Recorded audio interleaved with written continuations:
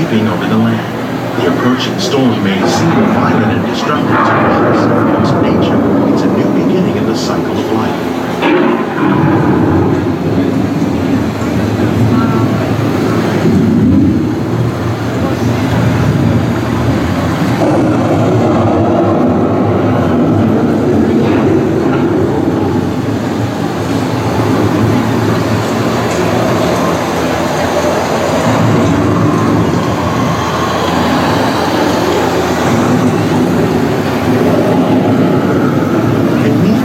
Of the land, roots trap water from the flowing mud, extracting precious nutrients and minerals.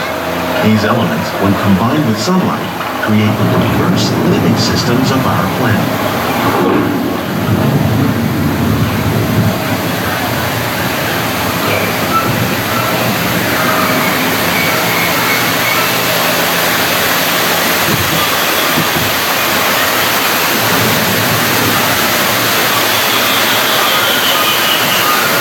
One of those living systems is the rainforest, home to the most amazing concentration of life on our planet.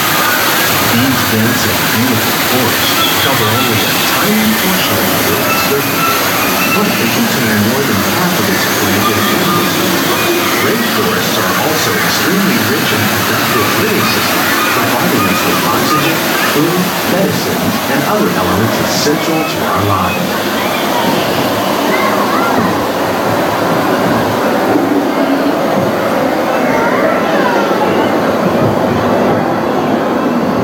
In the desert, nature has created a very different, but no less beautiful living system. And while this arid landscape may seem lifeless, it is very much alive. The plants and animals that have learned to survive in these harsh conditions make use of what little water they can find and avoid the scorching rays of the relentless sun. The American prairie once appeared as desolate as the desert, but over time, rainwater and nutrients gradually penetrated the hard surface of this land. Even the hooves of the mighty buffalo helped create the rich soil that would one day become home to the American farm.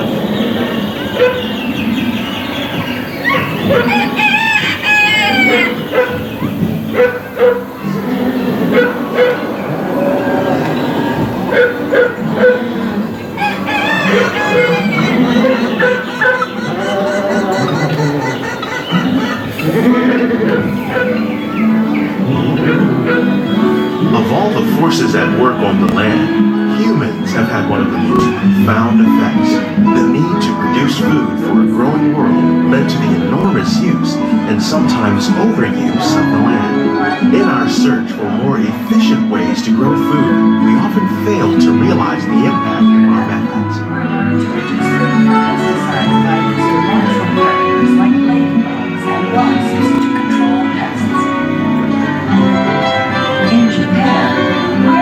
Today, we're learning to live with the land, discovering better ways to grow food that will ensure both human and environmental well-being. In farmlands across America, we're learning that by plowing under vegetation containing natural fertilizers, we can enrich the soil without the use of chemicals.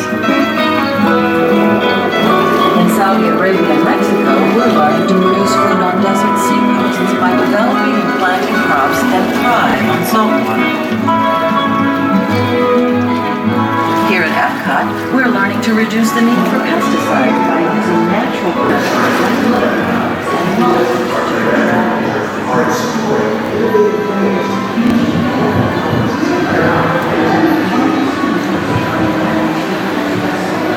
How will we meet tomorrow's growing need for food production, yet still respect the needs of the land? Some of the answers are being discovered just ahead. To help us maintain these carefully controlled ecosystems, and for your safety, please remain seated in your boat at all times.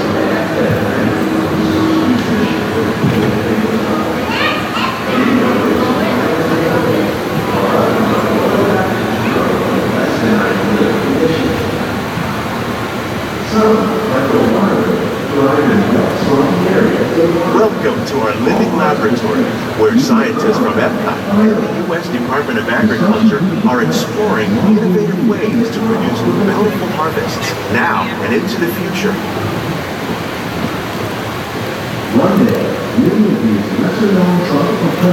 The tropics are home to the greatest diversity of plants on the planet.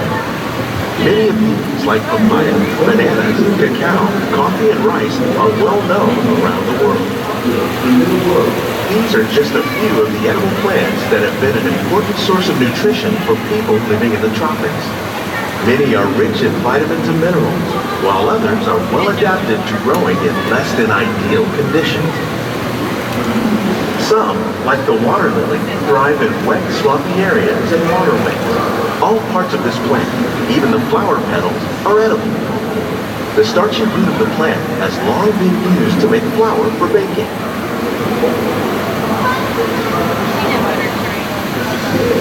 One day, many of these lesser-known tropical plants may be as important as the bananas growing on both sides of the boat.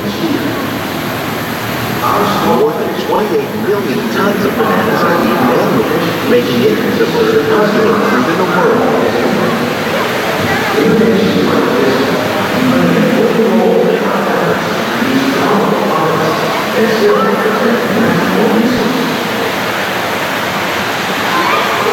When we mention farming, you probably don't think of fish, but fish farming, or aquaculture, accounts for nearly half of all the seafood consumed globally. Tilapia, bass, and catfish, like the ones you see here, are three of the more popular crops raised by fish farmers. The sustainable system we're using here recycles the water it takes. As a result, we're able to save millions of gallons each year. Our small fish farm produces nearly 5,000 pounds of fish each year to serve in restaurants around Walt Disney World. Innovations like this one can play an important role in our efforts to produce bountiful harvests and still protect natural resources.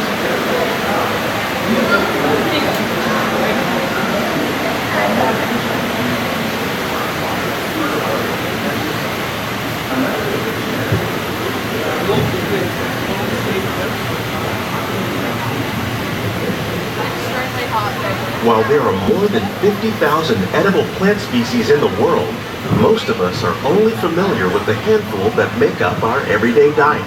The common grains growing here, wheat, maize, sorghum, and millet, plus rice, account for nearly 2/3 of our global food consumption.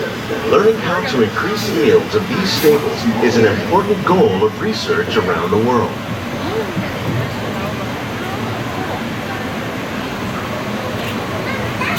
These plants are definitely on their way up.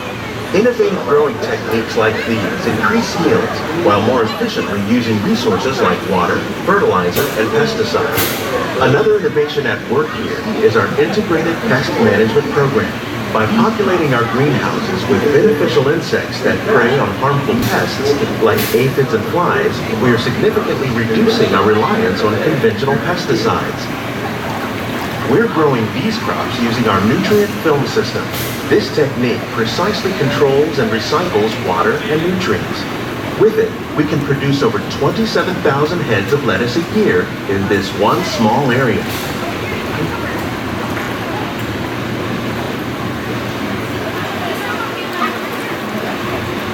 The future of agriculture may include innovative ideas. Some of our best ideas have been inspired by nature, like these fruit and vegetable trees.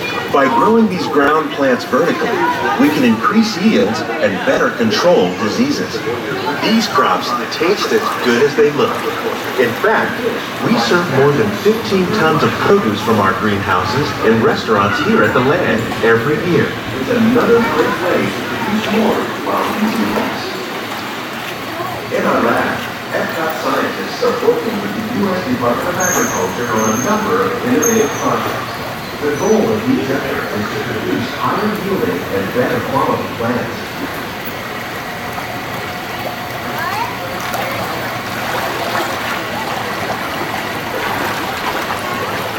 The future of agriculture may include innovative ideas like this vertical growing system. Plants grown in this way use a fraction of the space required by traditional growing methods. That saves water and increases production. The aquaponics system on your left combines hydroponics with aquaculture. The fish provide a natural source of fertilizer for the plants. And the plants help keep the water clean for the fish. It's another great way to produce more while using less. In our lab, Epcot scientists are working with the U.S. Department of Agriculture on a number of innovative projects. The goal of these efforts is to produce higher yielding and better quality plants. Foods that we all rely upon. Together, we can continue to find more ways to increase food production and protect our precious natural environment. Only then will we truly be living with the land.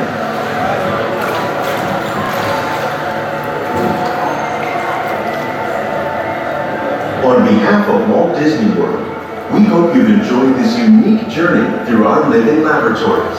If you'd like a closer look, then check out the Behind the Scenes walking tour. It's a chance for the whole family to get up close and personal with the plants and growing techniques in our laboratories. These greenhouses represent just a fraction of the work that's done worldwide to produce gourmet harvests for our growing population.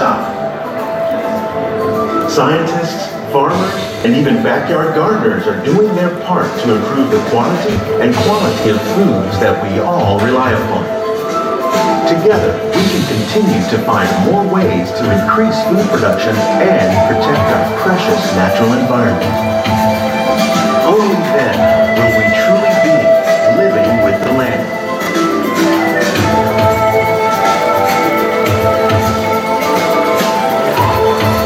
On behalf of Walt Disney World, we hope you've enjoyed this unique journey through our living laboratories. If you'd like a closer look, then check out the Behind the Scenes walking tour. It's a chance for the whole family to get up close and personal with the plants and growing techniques in our laboratory. Please keep your hands and feet inside the boat and remain seated until the boat comes to a complete stop. Please gather all your personal belongings